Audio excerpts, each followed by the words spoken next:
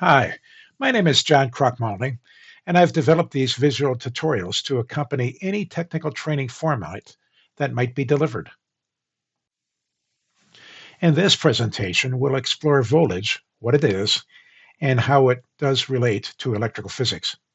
We will also review how voltage is measured with electrical test instruments. There are three learning outcomes associated with this presentation. Number one, describe electrical voltage. Number two, identify three terms associated with electrical pressure. And then number three, describe how voltage is measured in electrical circuits.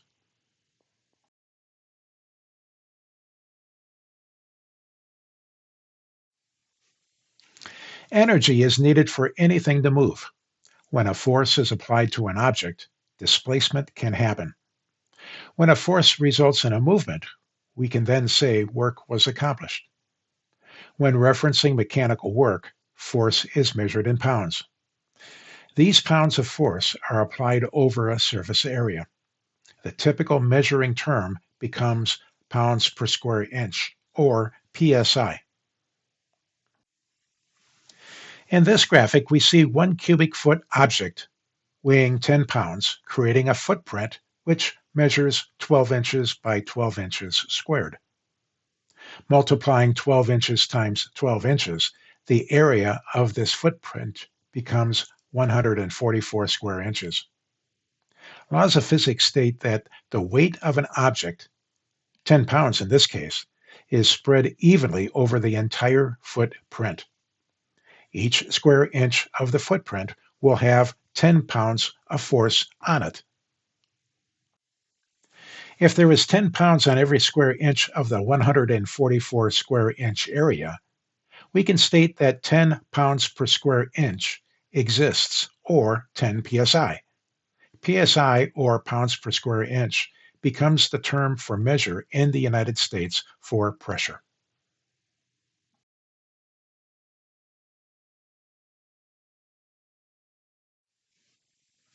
If energy cannot be created nor destroyed, but can be converted from one form of energy to another, we can start our understanding of electrical physics with fluid power circuits.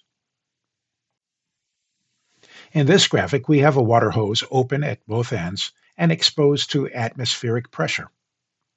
Atmospheric pressure at sea level is recorded at 14.7 psi. Notice that the left side of the hose has the same pressure applied to it as on the right side. Notice also that under this condition, water levels on both sides are at the same height. On this graphic, we can see an increase of pressure in psi on the left side and a decrease of pressure on the right. That on the right is 0 psi. This shows a pressure difference between one side and the other. 120 psi on the left and 0 psi on the right equals a pressure difference of 120 psi. With more pressure existing on the left leg than on the right, the result will be a flow of water. Notice that under this example, the water will flow from the greatest pressure to the lesser. In this graphic, from left to right. If we reverse the pressures, 120 psi on the right and 0 psi on the left, the flow is reversed. As we can see, the flow will travel from right to left. Again, reversing the pressures, 120 psi on the left and 0 psi on the right, the flow travels from the left to the right.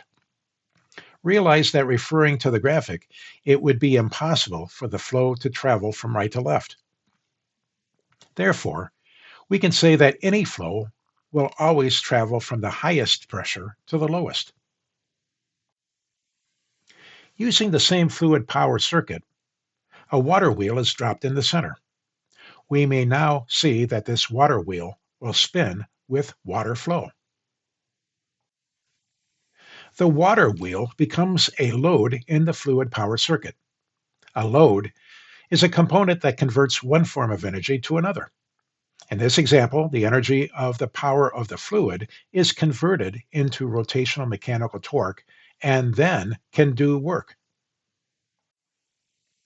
Applying a pressure difference in the fluid power circuit and then resulting in a flow of fluid then powers the load, in this case a paddle wheel, which could be coupled to a millstone to do such work as the grinding of grain. With more pressure on the water circuit's left side compared to the right, the paddle wheel spins counterclockwise. More pressure on the water wheel's right side circuit causes the paddle wheel to spin clockwise. All that is necessary for the paddle wheel to spin is any difference in pressure and the resultant flow of fluid. This graphic shows a pressure difference of 120 psi. 120 psi is applied on the left and 0 psi on the right. This initiates a flow that travels from the highest pressure toward the lowest. We may also be able to imagine that the resultant spin of the paddle wheel to be fast. In this graphic, we increase the pressure on the right side of the water circuit, with 120 psi existing on the left and 60 psi on the right. The new pressure difference is 60 psi. The pressure difference is found by subtracting the greater pressure from the lesser pressure. Under this condition, and due to a decreased flow rate, we can imagine the paddle wheel to be spinning at medium speed. In this slide, we have increased the right side pressure to 119 psi, while keeping the left side at 120. This results in a pressure difference of 1 psi. Under this condition, the paddle wheel still spins, but at a slower rate. Here we see that 120 psi exists on both sides of the water circuit. Under this condition, there is 0 pressure difference. Also notice that there is no flow happening in the circuit, stopping the paddle wheel. It is important to understand that the reason the paddle wheel is not spinning is not because of lack of pressure. We see 120 psi at both ends of the water circuit, but if there is no pressure difference, there will not be any flow. We can now conclude 3 things about pressure difference and the resultant flow rates. For every increase of pressure difference, there will be an increase of flow rate. For every decrease of pressure difference, there will be a decrease of flow rate. If there is no pressure difference, there will be no flow. As mentioned at the beginning of this presentation, pressure difference is measured in psi, or pounds per square inch, and is needed to initiate a flow. Flow in the United States of America is measured in gallons per minute, or GPM. It is important to understand that GPM is really one value referring to 2 conditions: quantity in gallons and time in minutes, thus the gallons per minute term. Gallons per minute determine the quantity and rate of delivery of the flow of the material. We can measure pressure differences using a differential pressure sensor. Notice that when measuring with this type of instrument, 2 locations have to be sensed: the higher and lower pressure sides. The value on a meter records the actual pressure difference between these 2 points. As mentioned at the start of the presentation, if we can convert one form of energy to another, we can use the same analogies in other energy forms. In this case, we apply the same understanding to electricity, but we have to change the terms. The electrical term for pressure is voltage or volts. We still need a difference of electrical voltage pressure to initiate a flow of electrical energy. An electrical test instrument called a multimeter can be placed between 2 points of a circuit to measure voltage pressure differences.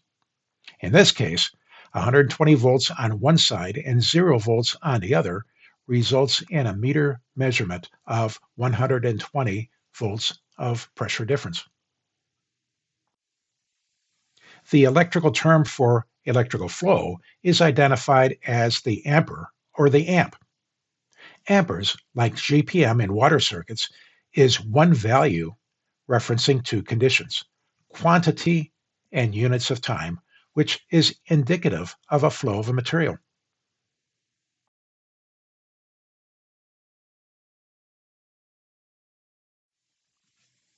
Electrical pressure differences is needed to initiate a flow of electricity. This electrical pressure has three terms commonly used in the electrical industry: voltage, electromotive force, or EMF, and potential. The term voltage is used by electrical tradesmen and consumers. When people purchase batteries, they buy according to voltage or electrical pressure. Scientists and engineers use the term EMF, which stands for electromotive force. Old timers who may have learned the electrical trade from other old timers may use the term potential. Whether one uses the term of volts, EMF, or potential, realize that these all refer to the force of electrical pressure and that there needs to have a difference in this pressure to initiate an electrical flow in amps. In this graphic, a multimeter measures 120 volts across a circuit between L1 and N. This measurement could be indicated on a drawing with the letter V for voltage or E as electromotive force.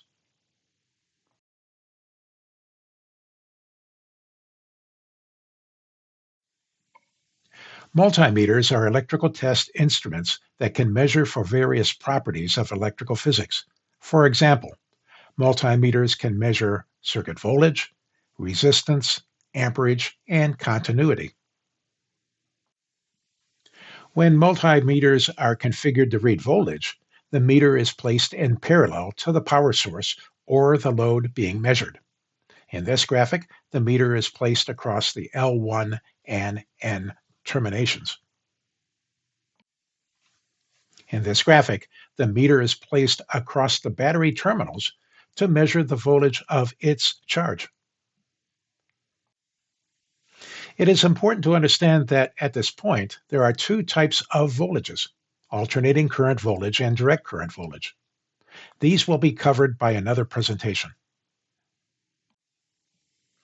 Another electrical test instrument that you could use could be a voltage detector. These types of instruments do not measure voltage values. Voltage detectors can only provide information on whether voltage is present in the circuit and not the voltage numerical value.